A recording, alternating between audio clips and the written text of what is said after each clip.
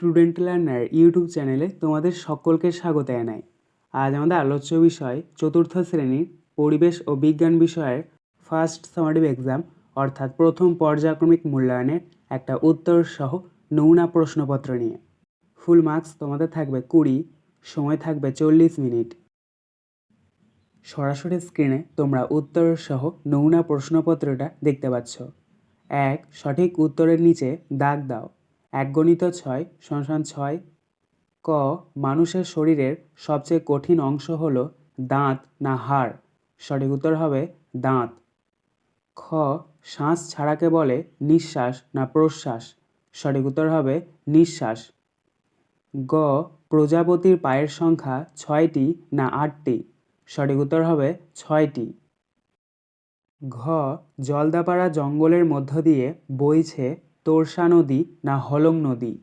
সঠিক উত্তর হবে হলং নদী। ইঙ. দাঁড়িপাল্লার সাহায্যে বস্তুর ওজন না ভর মাপা হয়? সঠিক উত্তর হবে ভর। চ.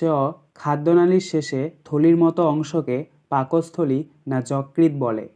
সঠিক উত্তর হবে পাকস্থলী। 2.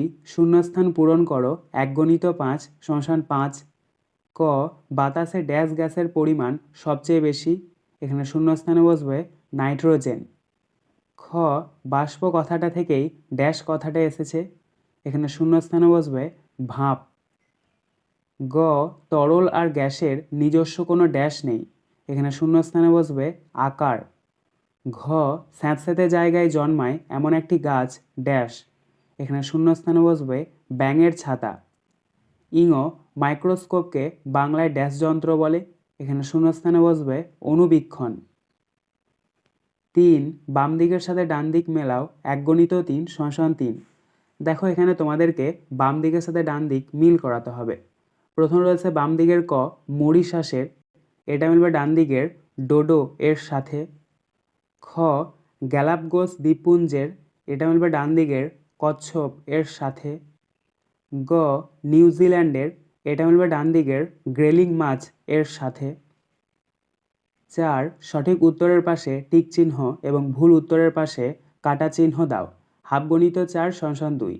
অর্থাৎ বাক্যটি সত্য হলে তোমাদেরকে পাশে রাইট চিহ্ন দিতে হবে এবং মিথ্যা হলে কাটা চিহ্ন দিতে হবে। প্রথম রয়েছে ক. ধুতুরা একটি বিষাক্ত গাছ, এটি হবে সত্য, তাই এখানে আমরা রাইট চিহ্ন বসাবো। খ. সব মানুষের সুষম আহার একই, এটি হবে মিথ্যা, তাই এখানে আমরা কাটা চিহ্ন বসাবো। গ. চিতা মানে চিতাবাঘ নয়, এটি হবে সত্য, তাই এখানে আমরা রাইট চিহ্ন বসাবো। ঘ. মানুষের মুখে 4 ধরনের দাঁত থাকে, এটি হবে সত্য, তাই এখানে আমরা রাইট চিহ্ন বসাবো। 5. নিচের যে কোনো দুটি প্রশ্নের উত্তর দাও। 2x2 = 4। ক. সংরক্ষণ বলতে কী বোঝো? উদাহরণ দাও। উত্তর: যে যে কারণে জীবের সংখ্যা কমে যায় সেই সব কারণগুলো যাতে না ঘটে তার ব্যবস্থা করা তাকে বলে সংরক্ষণ। উদাহরণ: বনজঙ্গল না কাটা। খ. খাওয়ার সময় কথা বললে আমাদের বিষম লাগে কেন? উত্তর: খাওয়ার সময় কথা বললে অনেক সময় খাবারের টুকরো ভুল পথে বাতাস খাওয়ার নলে ঢুকে পড়ে, তখন শরীর চায় বাতাস যাওয়ার নলটা থেকে ওই খাবারের টুকরোটি বার করে দিতে, তাই খাওয়ার সময় কথা বললে বিষম লাগে।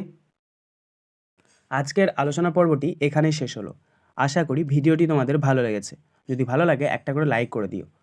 সবশেষে তোমাদের কাছে একটাই অনুরোধ, যারা এখনও পর্যন্ত আমাদের চ্যানেলটিকে সাবস্ক্রাইব করে উঠতে পারোনি তারা চ্যানেলটিকে সাবস্ক্রাইব করে পাশে থাকা নোটিফিকেশন বেলকে অল প্রেস করে নিও এই ধরনের নতুন নতুন ভিডিও পাওয়ার জন্য। ধন্যবাদ।